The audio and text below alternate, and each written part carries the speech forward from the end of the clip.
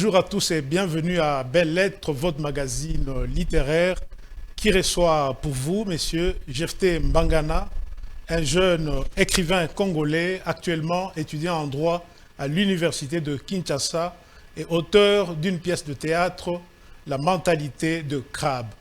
Découvrez mon invité à travers cet élément.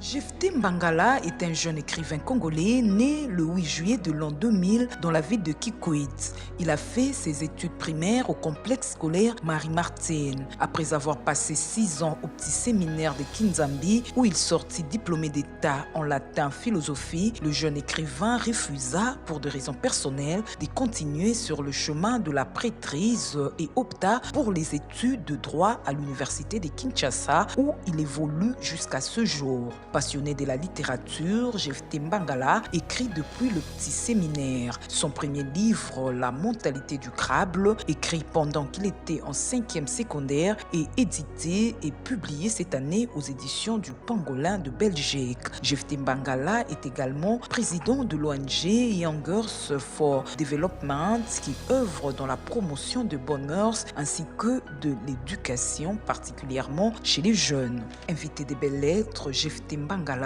vante les bénéfices de la lecture. Pour lui, la lecture est un remède pour l'esprit, une consolation de l'âme et permet de découvrir des mots, des expressions. Bonjour, chers téléspectateurs.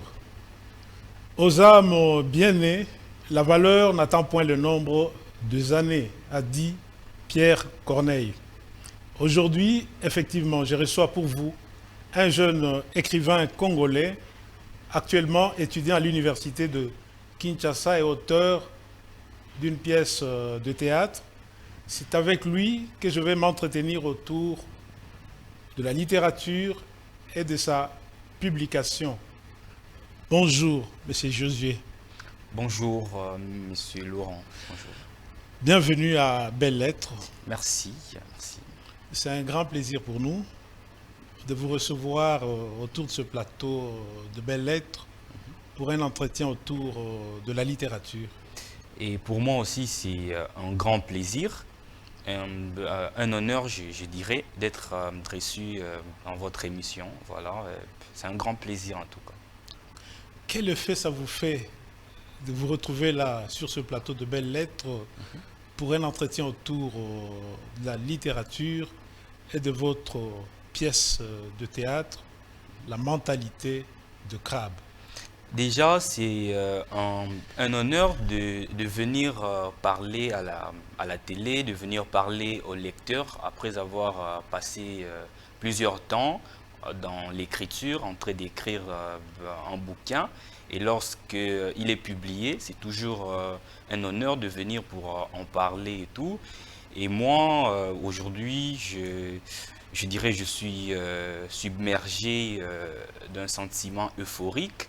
C'est vraiment un grand plaisir d'être avec vous aujourd'hui. Vous êtes étudiant en droit et passionné de belles lettres. Pourquoi n'avez-vous pas opté pour les lettres afin de vous plonger déjà dans cette atmosphère de belles lettres? C'est un choix libre qui ne m'empêche pas d'écrire. Je dirais comme Cicéron Oui. dans Pro-Archia, lorsqu'il défend Archias, les études sans les dons naturels ne valent rien, que le don naturel sans les études. Mais lorsque vous ajoutez les études aux dons naturels, on assiste à une situation exceptionnelle. Je crois que c'est mon cas. Je suis écrivain, passionné de la littérature, mais j'étudie les droits, je fais autre chose. Et ça ne m'empêche pas d'écrire, je continue d'écrire tout simplement parce que le droit, c'est aussi une autre passion à côté de la littérature. Voilà. Ok. À quand remonte cette passion-là? D'où est venue cette passion-là pour la littérature, pour le livre? Moi, j'ai commencé à écrire de façon sérieuse à l'âge de 16 ans. Je suis encore élève au petit séminaire de Kizambi. Qu'est-ce qui a favorisé cela? Je crois que c'est tout simplement la rencontre que j'ai eue avec des grands écrivains. Je vais dire rencontre en tant que lecteur. Oui. En lisant des auteurs, des écrivains, j'ai découvert que moi-même aussi j'avais un don de la littérature et voilà, je me suis mis à écrire. Quels sont ces écrivains-là qui vous ont marqué? Moi, j'ai beaucoup lu des écrivains français. Guillaume Musso, c'est d'ailleurs l'auteur préféré. Un romancier? Oui, romancier français. Oui. C'est l'auteur français le plus lu, Guillaume Musso. À côté, il y a Jules Verne, Stephen King. Mais tout petit, je lisais Zamenga. Je lisais Zamenga à l'école et tout, voilà. Et les classiques de la littérature française? Oui, Baudelaire, Hugo, oui. Chateaubriand, vous les avez Hugo, aussi lus? Hugo, c'est un génie. Moi, je fréquente Hugo, je lis Hugo et pas mal des auteurs classiques également. Voilà.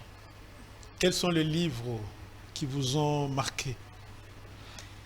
Euh, Moi, les livres qui m'ont plus marqué, je parlerai de Tour du monde en 80 jours. De Verne? Tour du monde, oui, de Jules Jules Verne. Verne, oui. Jules Verne, c'est le premier livre que j'ai lu, le premier livre français, donc des classiques. C'est vraiment un auteur efficace. Un auteur efficace qui vous donne des sujets à réflexion. Voilà, il y a son livre. Il y a Stephen King, Oui. Dune et tout. Voilà, moi je lis tout ça. Pouvez-vous nous donner les bénéfices de la lecture dans la vie d'un homme? Moi, j'ai toujours considéré que la littérature, disons, la lecture Lecture, oui. est un remède pour l'esprit. Un remède pour l'esprit, une consolation de l'âme. La lecture nous permet de découvrir des mots, des expressions que nous n'aurions jamais découverts sans les avoir lus dans un livre.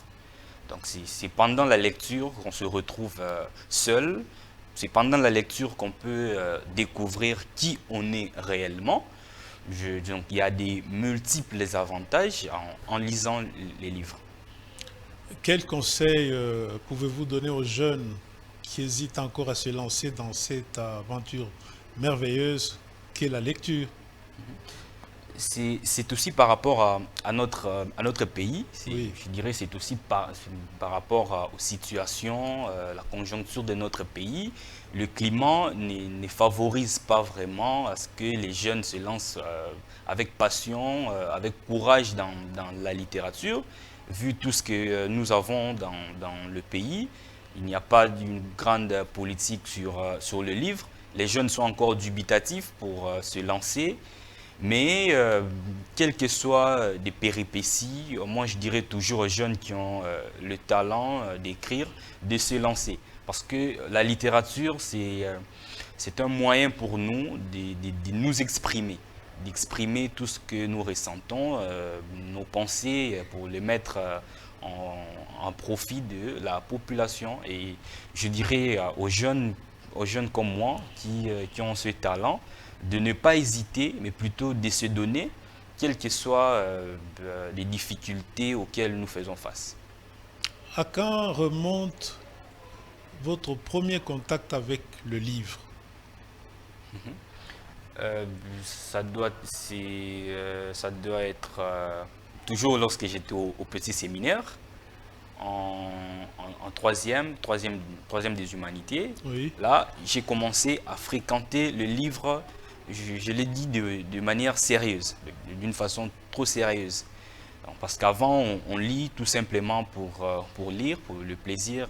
Mais là, à partir du troisième, je crois que c'est en 2013-2014, là, je crois que c'était mon premier contact avec le livre d'une manière sérieuse. À partir de quand vous êtes-vous dit que vous deviendrez écrivain? Écrivain, c'est lorsque j'ai commencé par tenter, parce que tout commence par tenter. Oui. J'ai essayé d'écrire des poèmes et tout, les proposer lors des activités littéraires. Et c'est sur base des retours que j'ai eus du public, ça m'a donné un temps pour aller de l'avant, ça m'a beaucoup encouragé. Et depuis lors, je me suis lancé à écrire et je vois que ça marche vraiment bien. Là, c'était en troisième littéraire ou Oui, en troisième. en troisième? Troisième littéraire. Troisième. Et votre première œuvre, vous l'avez écrite en quelle année, là? J'étais encore en cinquième des humanités littéraires, Oui. toujours au petit séminaire de Kinzambi. J'ai écrit La mentalité du crabe, mais qui a été édité et publié aux éditions du Pangolais de Belgique en 2021, au mois de février. Voilà. Et avant qu'on en vienne au livre, est-ce que vous avez un modèle en littérature? Modèle, c'est un peu difficile parce que moi je suis un infidèle de la littérature. Un Donc, infidèle? un infidèle des livres. Expliquez-vous. Un fidèle des livres. Un C'est-à-dire, infidèle? oui, Je infidèle. pensais à un infidèle. Donc, Infidèle de livres. je dirais infidèle dans le sens où je n'ai pas des livres fixes, je n'ai pas d'auteur fixe à lire. Ah, vous dites Donc, que vous êtes infidèle. Je suis infidèle Ok, aux livres. ok. Donc, je suis un peu partout, je touche un peu partout. Question de me former, parce qu'un écrivain ne lit pas le livre comme les lecteurs. Un écrivain étudie le livre en le lisant. Donc, lorsque je lis un auteur, c'est pour moi une façon de me former. Donc, je touche un peu partout. Donc, c'est pour dire que je n'ai pas d'auteur fixe, d'auteur préféré fixe, bien que je jette plus ma considération sur la personne de Guillaume Musso. Guillaume Musso. Il n'y a pas un seul qui vous a inspiré dans votre manière d'écrire? Manière d'écrire, Oui. Je vous ai dit, c'est un peu partout. Partout. Partout. J'essaie un peu de collectionner le style de chaque écrivain, les idées de chaque écrivain, et voilà, j'en fais un livre. Lorsqu'on parle de littérature congolaise, quel est le nom qui vous vient en premier en tête? Zamenga. Zamenga. Premièrement, Zamenga. premièrement, Zamenga. Et après Zamenga, Zamenga, il y a Valentin Yves Moudimbe. vous avez déjà lu les œuvres de ces deux écrivains? Oui, Zamenga, je crois que c'est l'auteur congolais le plus lu. Oui. C'est tout à fait normal de maîtriser Zamenga, de lire des livres des Zamenga. Et il y a Valentin Yves Moudimbe. Quel livre, par exemple, de Zamenga? Il y a Un boy à Pretoria, Oui. il y a Coco à Lozi, et pas mal d'autres livres des Zamenga. Voilà. Et Moudimbe? Moudimbe, il y a son livre, je crois, le plus célèbre, Entre les eaux. Oui. Oui, c'est son livre qui m'a vraiment passionné. Et voilà. Vous l'avez lu? Oui, je l'ai lu. Vous l'avez compris? Je l'ai lu. Je l'ai lu trop petit. Oui. Trop petit. Oui, je l'ai lu. Je l'ai lu, voilà. Vous l'avez compris aussi? Oui, comprendre, oui. Vous ne l'avez plus relu? Non, juste l'histoire à maîtriser, c'est tout. Voilà. Pourquoi avez-vous opté pour le théâtre, pour vous exprimer en tant qu'écrivain? Parce que c'est un genre plus facile? Non, je ne crois pas que écrire une pièce de théâtre soit facile. Oui. Je suis un jeune écrivain, un romancier, dramaturge et poète. La mentalité de Crabe, c'est juste une première œuvre. Donc c'est la première œuvre que je publie. Mais je crois une coïncidence que ce soit une pièce de théâtre. Donc, ça ne signifie pas que je reste dramaturge. Mais je suis romancier.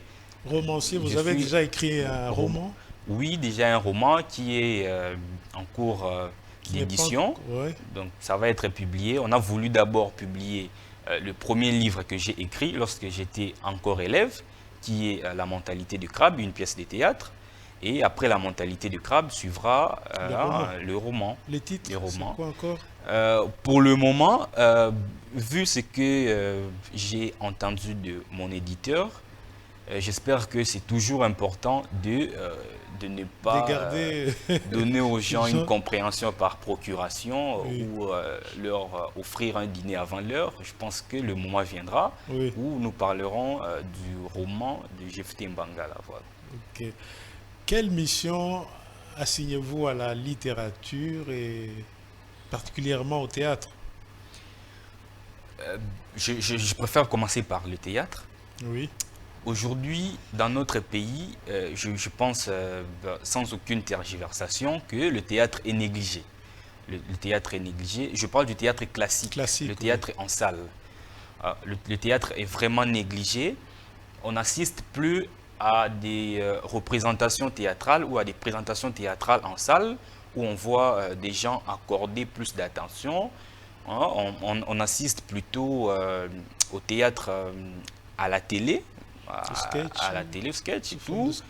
Et c'est vraiment difficile chez nous de parler du théâtre classique. Mais quand cela ne tienne, nous, ce que nous faisons, nous luttons pourvu que nous reprenions nos habitudes des années 60-70, bien que je n'étais pas encore né à l'époque. Mais nous lisons l'histoire et le Congo était riche dans ces années-là. On voyait des gens se déplacer pour aller suivre le théâtre et tout.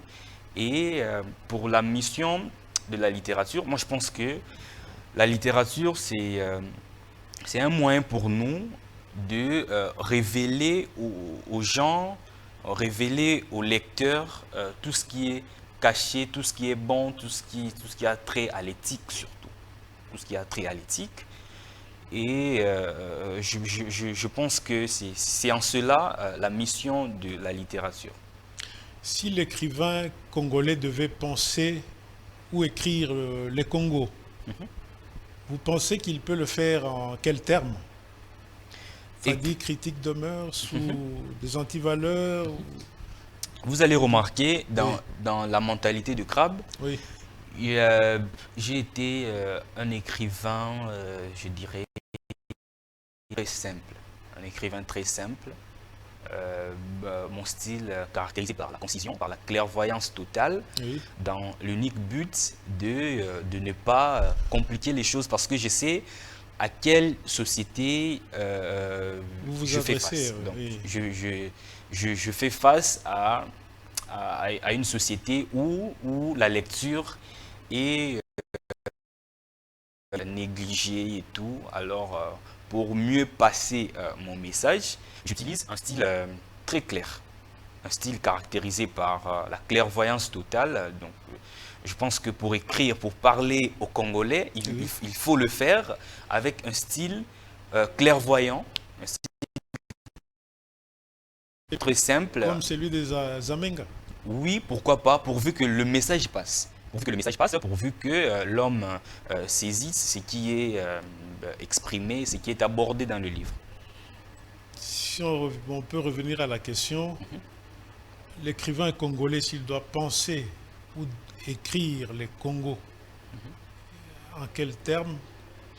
Il faut écrire les Congos sur, vous l'avez dit tantôt, des bonnes mœurs. Il faut rester sur l'éthique de l'homme. Je crois que c'est tout ce qui pose problème aujourd'hui dans notre pays, l'éthique. On a dans tous les domaines, ça je l'ai dit, dans tous les domaines, on a des professeurs, on a des grands politiciens, on a des hommes de l'église, mais on manque l'éthique en l'homme. Il n'y a pas d'éthique dans l'homme. Alors, pour nous, écrivains, lorsqu'on doit écrire sur le Congo, il faudrait ressasser toujours, revenir sur l'éthique, sur la formation de l'homme. Donc, tout simplement. Donc, en dehors des merveilles, en dehors de ce qu'on peut faire pour ovationner notre pays, je pense que le problème est dans l'homme. Donc, notre mission à nous aujourd'hui, écrivains, en s'adressant à la population congolaise, c'est de parler d'abord de l'éthique, rester sur la personne de l'homme congolais. Qu'est-ce qui est, selon vous, à la base de ce manque d'éthique? Il y a, Puisque c'est un problème pratiquement généralisé, oui, comme un vous venez problème, de le dire. oui, Qu'est-ce qui est à la base de ça? un problème généralisé. Oui, Nous avons, je l'ai dit tantôt, nous avons des hommes, nous avons des intellectuels dans notre pays, nous Oui. avons des gens qui ont beaucoup étudié, qui ont de l'expérience sur tel ou tel autre domaine, mais sans éthique. mais sans éthique. Alors, l'éthique, moi je pense que c'est problème de conscience. Il faudrait prendre conscience et surtout, moi je l'ai dit, c'est plus ridicule lorsque des petits-enfants se rendent compte que dirais-je, de l'inefficacité des vieux. Ça, c'est vraiment plus ridicule. Alors, lorsque les vieux prennent conscience qu'ils ont totalement échoué Oui. et qu'il y a une jeunesse à encadrer,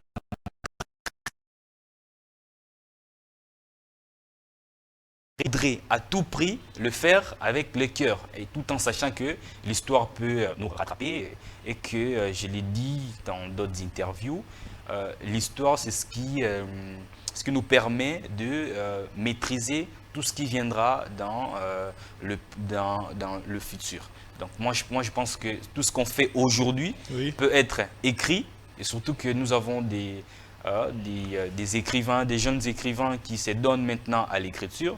On peut punir tous ceux qui nous font souffrir aujourd'hui en révélant aux générations futures ce qu'ils sont réellement aujourd'hui. Voilà. D'où vous est venue l'idée d'écrire cette pièce de théâtre, La mentalité de crabe? Ce n'est pas mon expérience à moi, personnelle, Oui. mais sur base de tout ce que j'ai Observé. dans la société, Oui. tout ce qui se passe dans la société. Alors, en tant qu'écrivain, hein, je me dis que ça doit cesser. Il faut réveiller la conscience de l'homme congolais parce que j'estime de ma part que c'est tout ce qui bloque le progrès de notre pays, la mentalité du crabe. Si aujourd'hui, notre pays n'arrive pas à connaître le progrès dans tel ou tel autre domaine, c'est tout simplement parce que nous avons adopté la mentalité du crabe. Cette mentalité qui nous pousse à interrompre l'ascension des autres. Nous allons peut-être en parler à la longue. Ok. Au-delà de cette mentalité de crabe, vous fustigez aussi d'autres antivaleurs. Oui, bien évidemment. Lesquelles? D'abord, l'histoire de l'homme le plus riche de sa ville, le boss Charles, Oui. qui est également ministre de l'économie. Alors, on se retrouve dans la République des Bayoumans, où tout est en effet permis pour les hommes aux avoirs incomparables. Oui. Eh bien, le boss Charles est autorisé à tout faire, donc, comme ses collègues.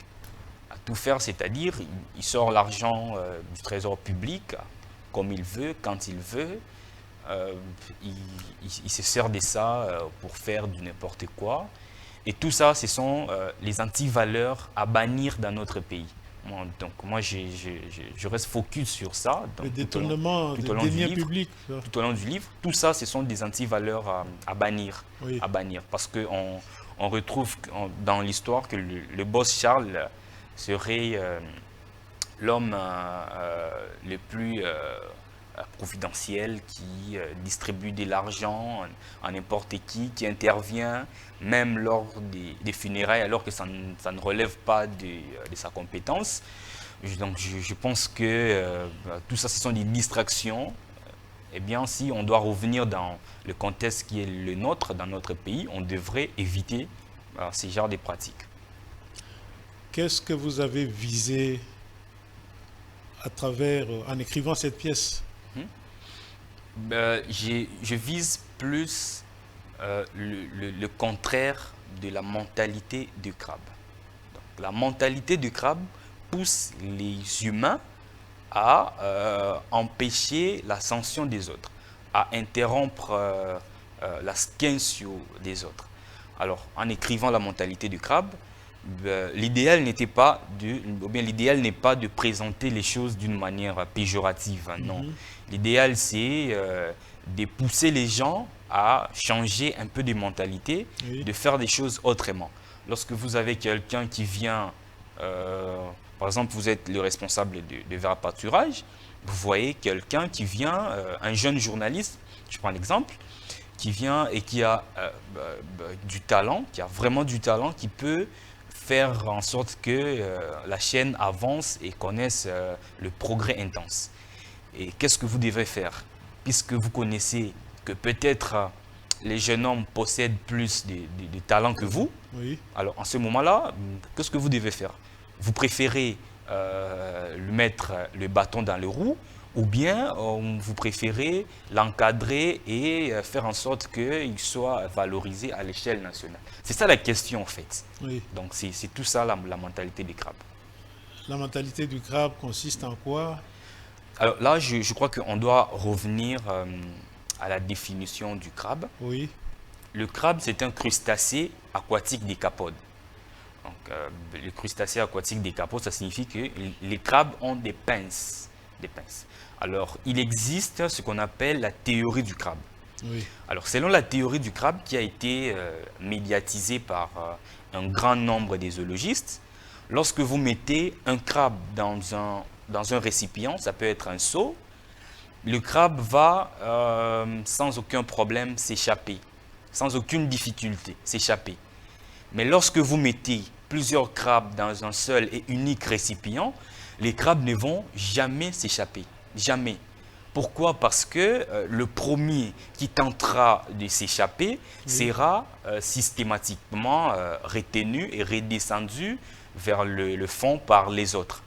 Donc, vous comprenez que les crabes, lorsqu'ils se retrouvent dans un seul récipient, ils ne peuvent jamais s'échapper. Alors, c'est tout ce qui m'a inspiré. Tout ce qui m'a inspiré en observant la société. Je me suis dit que les humains ont adopté la mentalité du crabe. Cette mentalité qui consiste à empêcher ceux qui veulent évoluer et aller de l'avant. C'est une mentalité propre aux Congolais ou on la retrouve aussi ailleurs? Non, Ou c'est non. plus chez nous Non. qu'ailleurs? C'est une mentalité que l'on trouve dans toutes les sociétés humaines. Ça, c'est tout à fait normal. C'est tout à fait normal. C'est pas seulement chez l'homme congolais. Mais chez nous, Peut-être c'est que plus... chez nous, c'est annexé. Oui. C'est ça, c'est ce qu'il faut dire. Mais sinon, plusieurs sociétés fonctionnent, hélas, selon ce paradigme paradoxal. Voilà. Votre théâtre, c'est un théâtre engagé. C'est-à-dire que vous cherchez à faire passer un message. Oui, pas seulement dans le théâtre, mais aussi dans mes livres, c'est-à-dire dans des romans, des poèmes et tout. L'objectif, c'est de faire passer un message qui peut profiter au développement de la société.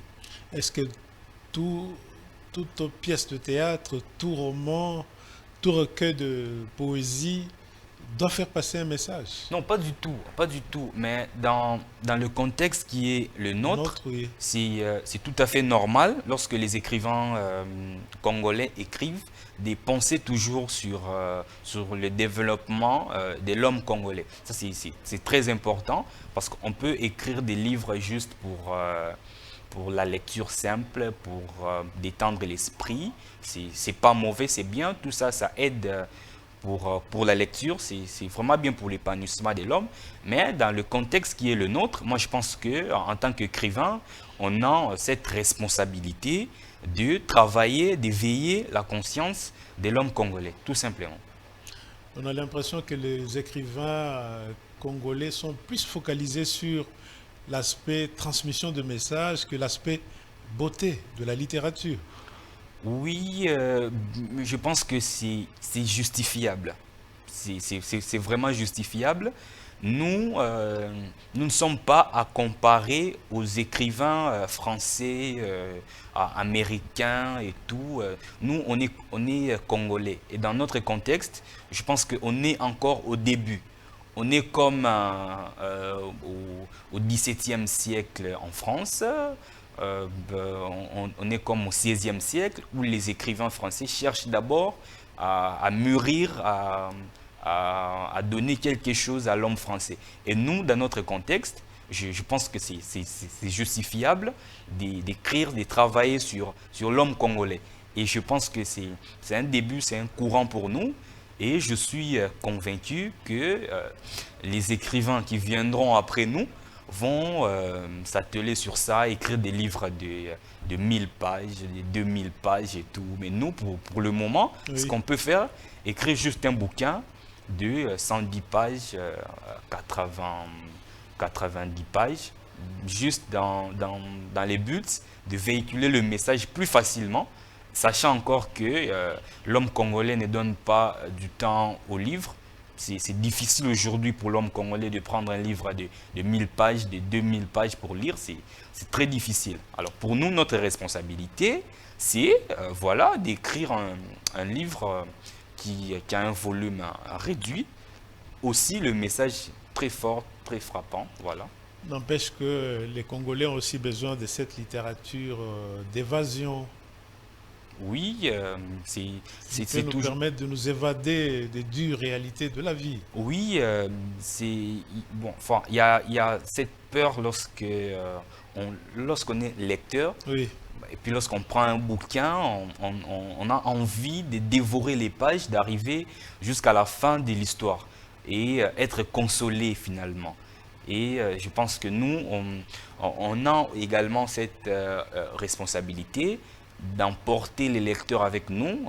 Vous allez remarquer dans la mentalité du crabe, par exemple, Oui. tout au début, il y a une scène de flatterie, un peu de conneries qui emporte les lecteurs finalement dans la lecture. Ça me rappelle cette citation de Stephen King. Les premières pages d'un livre, d'une œuvre littéraire sont très importantes pour un écrivain, car il peut emporter avec lui tous ses lecteurs. Alors, je pense que c'est très important pour nous également de rester focus sur tout ça. À part des thèmes comme les détournements des deniers publics, quels sont les autres thèmes que vous exploitez à travers votre pièce de théâtre? Détournement des deniers publics. C'est Charles qui détourne. Oui, Oui. dans ce livre, Oui. il est question de cela également, à part mettre les bâtons dans les roues au jeune Herman qui veut évoluer. Il y a aussi cet aspect détournement des deniers publics. Et il y a d'autres thèmes abordés dans d'autres romans. Par exemple, dans les romans qui paraîtra très bientôt, Oui. il y a par exemple la corruption en milieu universitaire qui est abordée. Et je pense que moi, je suis un peu partout. J'écris sur des thèmes qui empêchent le développement de mon pays. Voilà. C'est une manière pour moi de contribuer à l'émergence de mon pays, tout simplement. Charles et Herman sont les deux protagonistes de la pièce. Charles, c'est le ministre de l'économie, Oui. l'homme le plus riche de la ville. Alors, dans l'histoire, il semble que le boss Charles est rempli de magnanimité. Alors, son esprit de bienveillance, c'est seulement dans le cadre de la démagogie. Alors, il le fait et il offre de l'argent, il donne tout ce qu'il veut à n'importe qui, seulement parce qu'il prépare les esprits des électeurs, tout simplement. Oui.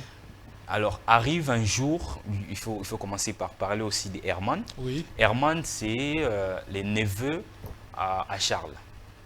Oui. Il est orphelin de père, un jeune homme de 24 ans Oui. qui vient de finir ses études universitaires dans des conditions très difficiles. Alors, il a élaboré un projet de fin d'études et selon le projet, il devrait construire un flat hotel. Voilà, un flat hotel et se lancer dans la vie pour se retrouver finalement. Et qu'est-ce qu'il fait? Après l'élaboration de son projet, il faudrait qu'il y ait le financement. Oui. Alors, il ne doute pas, il n'hésite pas. il va voir son oncle, qui est le boss Charles, Oui. l'homme le plus connu de la ville, l'homme le plus riche de la ville. Il va le voir pour demander de l'aide. Mais malheureusement, l'oncle Charles, il faut dire c'était au deuxième acte, Oui. scène deuxième, l'oncle Charles est installé confortablement dans son salon luxueux, assis sur un fauteuil très luxe. Un jour de travail, vendredi, le boss Charles n'est pas allé travailler. Pourquoi? Parce que il se trouve dans la République des Bayoumans où on peut être ministre sans aller au travail, on n'interpelle personne. Une sorte de république bananière. Oui, la République des Bayoumans, il reste chez lui à la maison. Oui. Et c'est ce même jour où son neveu vient pour le voir. Il demande de l'aide à son oncle. Lui dit, voilà, oncle, je viens de finir mes études universitaires. Je suis actuellement licencié en gestion des entreprises, gestion des projets. Voilà. Oui. J'ai élaboré un projet qui va me permettre de me lancer dans la vie. Il montre le projet au vieux Charles. Le vieux Charles prend le projet, analyse le projet et se rend compte que s'il ose financer le projet du petit Herman, Oui. le petit deviendra plus riche. Alors, l'oncle Charles craint que Herman devienne demain plus riche que lui. Et lui. Oula. Donc, c'est ça le problème. C'est ça la mentalité du crabe. Alors, qu'est-ce qu'il fait? Il préfère agir d'une manière inefficace et trop confuse même, que je trouve. Comment ça? Donc, il préfère garder la monnaie dans sa poche. Oui. Il préfère ne pas apporter de l'aide à son neveu parce qu'il se dit tout simplement que s'il ose aider son neveu, eh bien, Herman deviendra plus riche que lui. Et désormais, dans la ville, on ne parlera plus De des Charles comme l'homme le plus riche de la ville. Ok. Et plutôt, on parlera de Herman. Herman. Donc, c'est une situation qui nous interpelle tous. Mais l'ironie de l'histoire, c'est que à la fin de l'histoire, l'oncle Charles sera révoqué de son poste de ministre de l'économie, Oui. parce qu'il y aura, disons, une révolution, une autre république où tout était devenu sérieux et tous les voleurs de la République étaient mis à la porte. Et lui également, il sera mis à la porte, il sera révoqué. Et comme le malheur ne vient jamais seul, le même jour où le boss Charles est révoqué, c'est ce même jour où son alimentation sera incendiée par un feu d'origine inconnue. Oui. Donc vous comprenez que la chose s'aggrave, donc tout devient difficile pour le boss Charles. Donc il perd son boulot et ce même jour son alimentation est incendiée. Alors qu'est-ce qui arrive? Il sera arrêté parce qu'il n'a pas de fonds pour dédommager les victimes. En droit congolais, on parlerait de l'article 258 du Code civil, livre 3. Donc, il n'a pas de moyens pour dédommager les victimes et désormais, il sera arrêté et envoyé en prison. Alors, quelqu'un va me poser la question, mais pourquoi un ex-ministre de l'économie pouvait faire la prison, n'est pas capable de dédommager les victimes? Alors, pour ceux qui vont lire la mentalité du crabe, Oui. tout au long de l'histoire, la femme du ministre de l'économie, Elisabeth, Oui. donc Elisabeth, la femme du ministre, n'a cessé de ressasser au ministre l'importance d'investir, l'importance de garder l'argent en banque et tout. Mais le boss Charles, lui, s'en foutait. Donc ce n'était pas son problème. Donc c'était la théorie de l'épicure, donc le carpe diem, donc profiter du moment présent sans pour autant se faire des soucis pour l'avenir. Donc, il ne s'inquiétait pas en ce qui concerne garder de l'argent et tout. Donc, lui d'ailleurs, lorsque quelqu'un venait pour demander 2000 dollars, lui donner les doubles. Donc, c'est un peu ça la situation. Et où il trouvait tout cet argent? Mais c'est ça, je vous ai parlé de la République des Bayoumans, une république où les hommes aux avoirs incomparables se permettent de tout faire, se permettent de sortir de l'argent de la caisse publique sans se soucier. Donc, pour lui, c'était une façon de tout gagner, de tout prendre, sans pour autant se soucier de l'avenir du pays. Alors, je reviens sur ce que je disais tantôt. Le boss Charles a un sérieux problème Oui. de maîtrise des soi. Sérieux problème de maîtrise des soi. Alors, qu'est-ce qui se passe? Il est révoqué. Il n'a pas d'argent pour dédommager les victimes de l'incendie de son alimentation. Il part en prison. Il part en prison. Je vous ai dit qu'il y a une révolution, une nouvelle république où il y a vraiment du sérieux. Alors, un président de la République qui arrive, qui ne veut pas des détournements des fonds publics. Alors, le boss Charles, une fois en prison, tous ses amis vont le fuir. C'est un peu ça. Moi, je m'inspire plus de la bonne musique. Je vais parler d'Iredi Amissi, assistant social. L'histoire tourne en rond. Tous ses amis qui, jadis, venaient pour le soutenir, pour demander de l'argent, vont le fuir. Et il va se retrouver seul en prison. Et ça sera, après 5 ans de précarité, son neveu, qui l'autre fois dédaigné, négligé, qui viendra pour l'aider. Donc c'est ça. Est-ce qu'on peut comparer notre pays à une république des Bayouma? En quelques mots. Je ne crois pas. Je crois pas que notre merveilleux pays soit comparé à la République des Bayoumans. Oui. Il est juste question d'une fiction, voilà. Les écrivains s'inspirent de faits, travaillent plus sur la fiction. Et moi, c'est tout ce qui fait mon carburant dans l'écriture. Donc, je ne peux pas dire que notre mirifique pays est comparable à la République des Bayoumans où il n'y a pas d'hommes qui travaillent pour le progrès. Moi, je pense que dans notre pays, il faut valoriser, il faut louer les efforts de tous ces hommes qui se donnent à fond pour les progrès. Voilà. Là, nous tendons vers la fin de notre émission. Que pouvez-vous dire à ceux qui nous suivent et qui veulent acquérir votre livre? La mentalité du crabe est publiée aux éditions du Pangolais de Belgique. Et pour tous ceux qui sont en dehors du pays, c'est plus facile de commander sur le site des éditions du Pangolais, ou bien ils pourront acheter le livre sur Amazon, c'est disponible. Mais ici au pays, le livre se vend à 15 dollars au siège des éditions Miesi.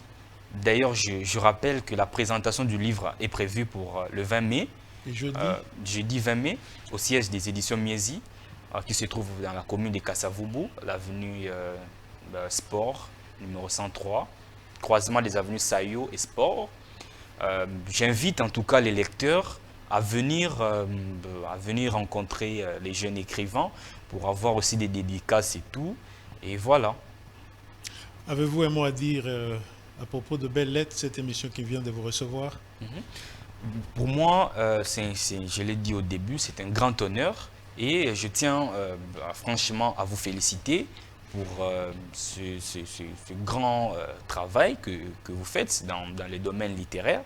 C'est pas facile, je sais, lorsque on œuvre dans le domaine littéraire, dans le contexte congolais, d'évoluer avec courage et détermination. C'est juste, je pense que c'est question de passion. C'est la passion qui nous anime, nous tous, à écrire, à demeurer dans le monde littéraire.